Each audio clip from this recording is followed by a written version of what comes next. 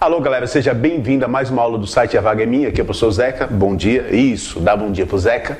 E hoje a gente vai falar sobre dilatação, que é um assunto bacana, cai no vestibular, cai no Enem, até porque envolve várias situações do nosso dia a dia. Principalmente na construção civil, os caras têm que tomar bastante cuidado com esse fenômeno físico que a gente chama de dilatação.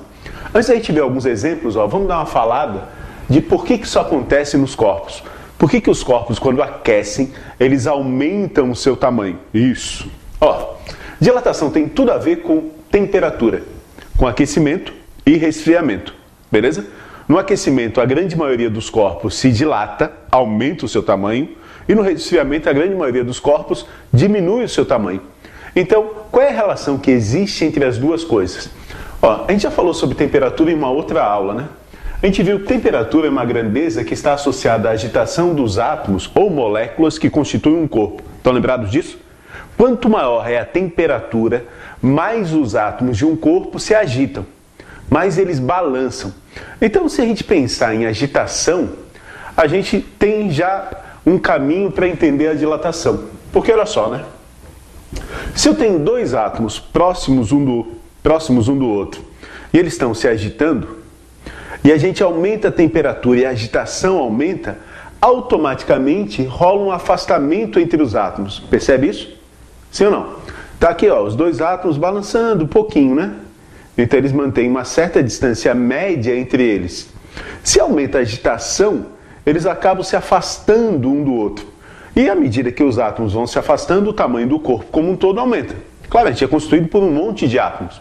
Tudo bem que esse afastamento entre átomos é pequeno, mas ele vai somando, né? Por exemplo, imagina que eu tenho aqui um corpo constituído de 3 átomos. Não existe isso, né? Mas só para a gente entender a coisa. E entre os átomos existe uma distância de 10 centímetros. Zeca está exagerando, eu sei, né? Só para a gente visualizar, 10 centímetros é a distância entre os átomos. Certo? Isso é uma certa temperatura, vamos supor 10 graus Celsius. Ok? Daí o que a gente faz? A gente aquece, essa é uma temperatura inicial, para uma temperatura final de 110 graus Celsius. E vamos supor que a distância entre esses átomos agora, ela aumenta um pouco, né? Ela passa de 10, sei lá, eu vou chutar um valor aqui, ela passa de 10 para 11 centímetros. Beleza? Vou repetir, a gente está exagerando muito, mas aqui é só para a gente entender o fenômeno. Passa de 10 para 11 centímetros. Quanto que vale o comprimento inicial desse corpo? Qual era o tamanho inicial dele? Isso, né? O tamanho inicial dele vale, comprimento a gente vai chamar de L, tá? Comprimento, ok? O L inicial vale 20 centímetros. O nosso L0, né? Vai ser o nosso comprimento inicial. E o L final, ele vale 11 mais 11, 22 centímetros. Certo? Então percebe, cada átomo se afastou 1 centímetro um do outro e o tamanho do corpo aumentou quanto? Ficou fácil, essa era 22 menos 20, 2, beleza? A dilatação, o nosso ΔL vai ser exatamente a nossa dilatação, vale 2 centímetros. Então perceba o seguinte, a gente fez um caso aqui de 3 átomos. Claro que eu exagerei muito nesses tamanhos, né? Nenhum átomo se afasta 1 centímetro um do outro. Mas o corpo é formado por bilhões e bilhões e bilhões e bilhões de átomos.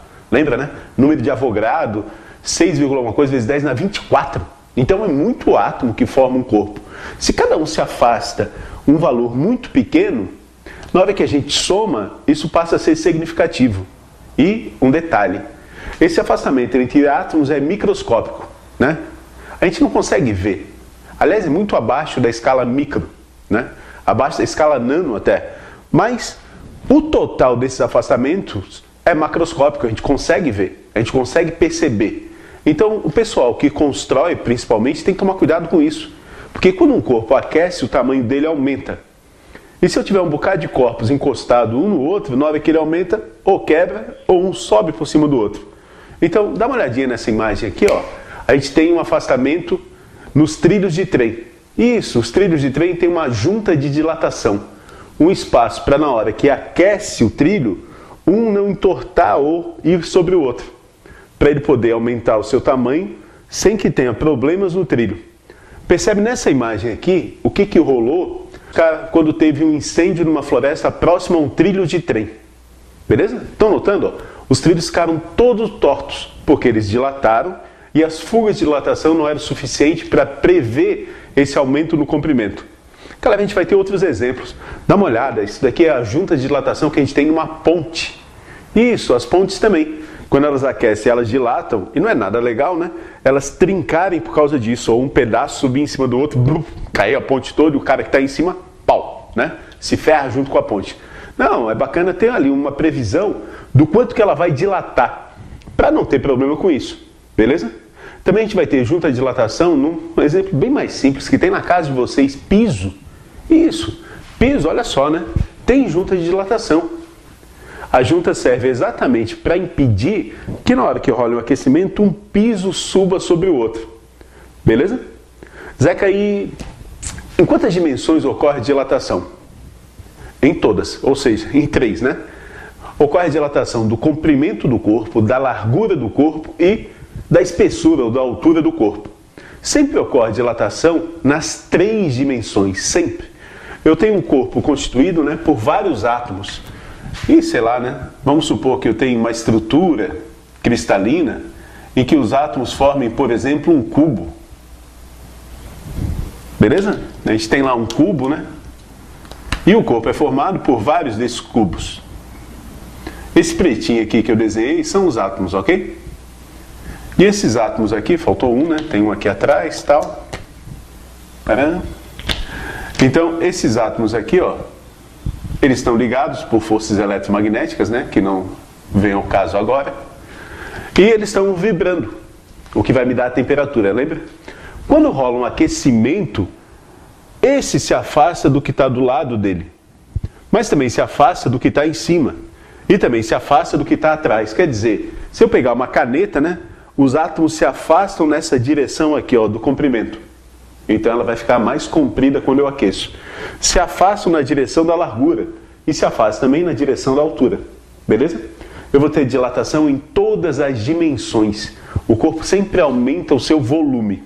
Só que tem casos que o cara não está muito preocupado com o volume do corpo. Tem casos que ele está preocupado só com o comprimento. Por exemplo, trilho de trem. Ele não está muito preocupado se a altura do trilho de trem vai aumentar 1 milímetro. Ele está preocupado com quanto que vai aumentar o comprimento do trilho de trem, para que ele não entorte. Então, nesse caso, o cara vai estudar uma dilatação que a gente chama de dilatação linear, que é uma dilatação que analisa apenas o comprimento do corpo. Tem casos que o cara está interessado no comprimento e na largura. Beleza? Tipo piso, né? Piso, ele põe junto a dilatação na frente e atrás, mas também dos lados. Porque ele está preocupado no quanto que a área desse piso aumenta, o quanto que ele vai para os lados, beleza? E nesse caso a gente vai estudar uma dilatação chamada dilatação superficial, a dilatação da superfície.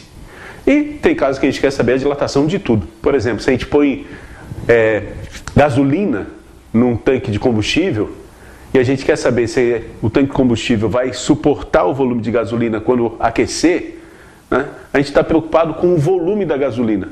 Até porque é líquido, né? Líquido não tem sentido a gente falar de comprimento, de área. Líquido só tem sentido a gente falar de volume, concorda? Então a gente quer saber o quanto que o volume aumenta. Então a gente vai ter um estudo que a gente chama de dilatação volumétrica. Então a gente tem dilatação linear, quando a gente se preocupa apenas com o comprimento, dilatação superficial, quando a gente se preocupa com a área, e dilatação volumétrica, quando a gente se preocupa com todo o volume do corpo. Certo? As 3 são bem parecidas, o raciocínio é sempre o mesmo, a dilatação sempre ocorre nas dimensões, independente de quanto eu esteja estudando, por esse mesmo motivo. Se eu estiver analisando apenas o comprimento do corpo, é esse afastamento entre os átomos que vai me dar um aumento de comprimento. Se eu estiver estudando a área, é esse afastamento que vai me dar um aumento da área. E se eu estiver estudando o volume, mesma coisa. Beleza? Então a explicação para todas as dilatações é a mesma. A única coisa que muda é o que você está interessado. Ou o cara que botou a questão está interessado. Se é no comprimento, se é na área ou se é no volume. Ok? Vou apagar aqui, ó.